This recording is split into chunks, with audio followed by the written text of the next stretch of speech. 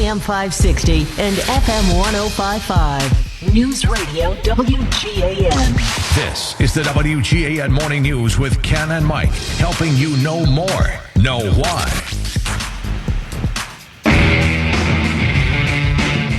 7:09 on the WGAN Morning News. Ken, also Mike Violet.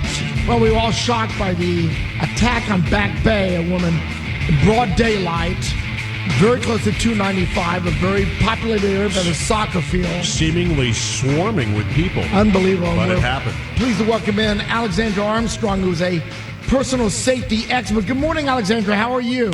Good morning. Thanks very much for having me. Thank you. Delighted. So, this is pretty shocking. It's shocking at any time this happens. Yeah. But in the middle of the day, Back Bay, by the highway. So let's talk a little bit about, first of all, frequency. Is this just like out of the, once in a lifetime situation, or is this more frequent than we like to believe? No, it absolutely is more frequent than we like to believe. Unfortunately, it takes an incident like this one to bring it to the top of people's radar. It happens a great deal. People think it can't happen here in Maine, but it does. And, it happens more often than we would like to think. So what are some basic things, Alex, that women could and should know about physically protecting themselves in any scenario?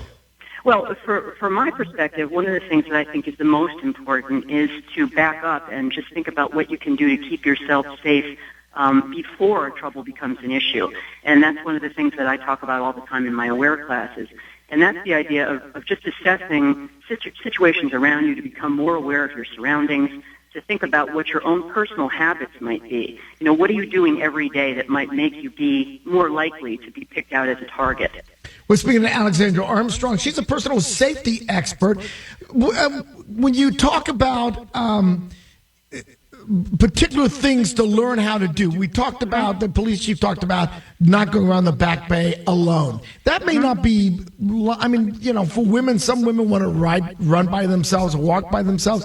Is that something that no woman should do? Should women always be walking with other people, other groups of people? Well, I think, first of all, we shouldn't limit this conversation to women specifically. I mean, certainly, the attacks against women gain a lot more news attraction simply because the numbers seem to be in their favor, unfortunately. But I think anytime you run alone, you increase your odds, certainly. There's certainly a lot of different options that you can take into consideration to prevent anything from happening. Running or walking with another person is certainly a good choice. One other thing you can also do is make sure, not if you do run alone, not to wear earbuds, listening to music while you're running. Yeah, that's one of my pet peeves, Alex, with people in any walk of life. But it's specifically here where you literally can't hear anything other than the music blasting in your ears. Being able to hear is, I think, a vital part of protecting yourself. Well, it's a sense that you've just completely eliminated by doing that. And if you bring, the biggest thing we can do all the way around, whether you're running or anything else, is just to get off the phone. Because, we're become such a culture of convenience, and we're cemented to our phones 24 hours a day. And in addition to being attached to the phone, then you've got earbuds, and you're listening to music and texting and everything else. If you're texting, then you also don't have the advantage of having the visual scan.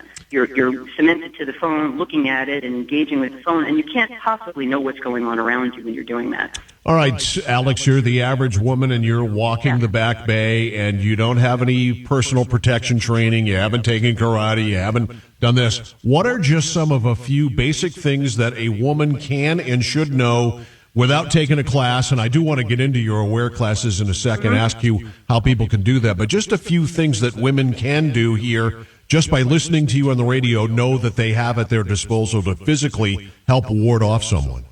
Well, I think that, if you do have the phone, that's one of the most, it's a tool that you've got right there, that if you do get into trouble or you suspect that somebody's following you, you can call 911. There's a couple of really good apps available for that, or set up for that you can use to make sure that people know where you are. That's key, is to tell people where you're going. If you're going to go running, if you're going to go off, especially alone, let somebody know where you're going to be. Either give them a call or have them be able to reach you by text or by phone. If they don't hear from you within a specific period of time, then that should tell them that maybe something's up.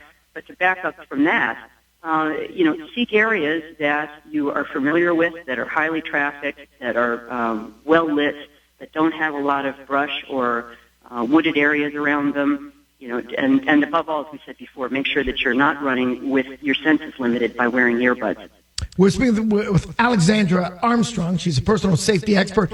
Alexandra, before we go any further, maybe you could tell us what website people would go to find out about your instructional classes, and can you tell us how can people get in touch with you? Well, there's two ways that people can get in touch with me. If you like to call us at Black Belt Mindset Productions, you can call me at 800-786-8502. My direct extension is 703. And then you can also visit my Facebook page, which is Facebook.com/AwareAlex.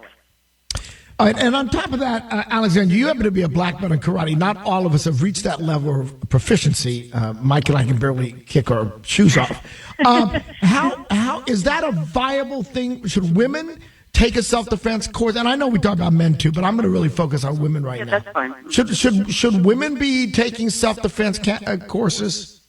Well, look, to answer your question, yes, I am a black belt. I'm a second-degree black belt. I've studied martial arts for many, many years. But I will tell you that probably the best tool I've ever gotten from that experience is that my awareness is higher than it was before I started that journey. But martial arts and self-defense of any kind is a discipline, and it's something that you have to practice every day.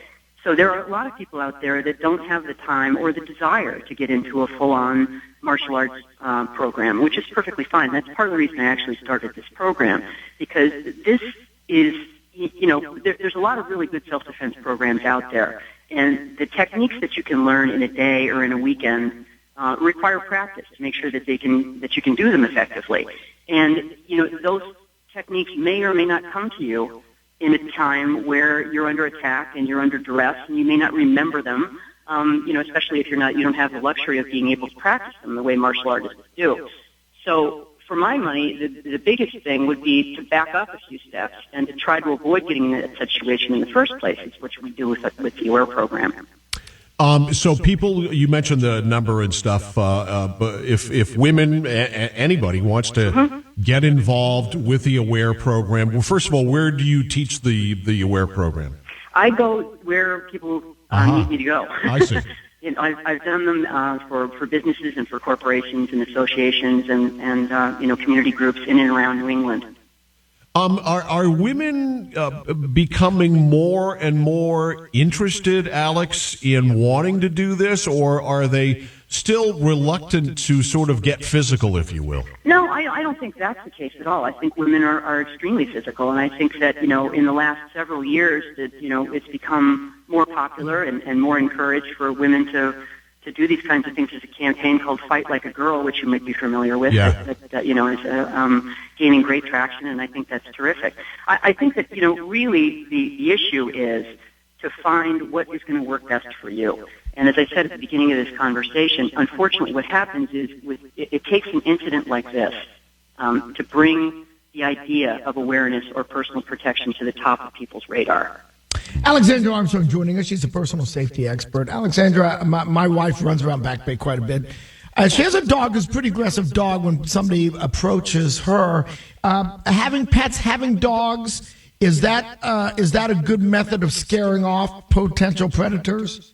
I think it's definitely helpful, yeah, especially if you have, a large dog and a dog that's aggressive. I mean, it's going to make you much less of a target than you would be if you were running alone. I think that anything that you don't want to instill a false sense of security, no matter what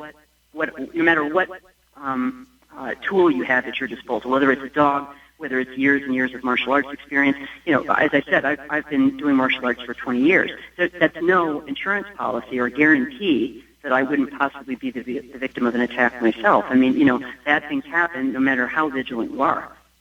And lastly here, Alex, before we let you go, and you mentioned this in your correspondence with me, we are about to the point where young men and young women are headed back to college here in the fall, and obviously college campuses have always have that possibility there. Any special hints and or tips to young women going back to college?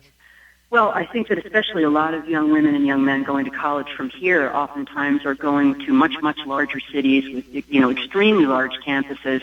And I think that, never just lay back and assume, okay, well, I'm on campus, I'm safe because I'm here, at college. If you think about it, it's almost a completely new environment, and you want to make sure that if you're going to parties, to let people know where you are, become very close with your roommates and have a communication system established so that if you do go off campus or you go to an event, people know where you are and they know where they can find you.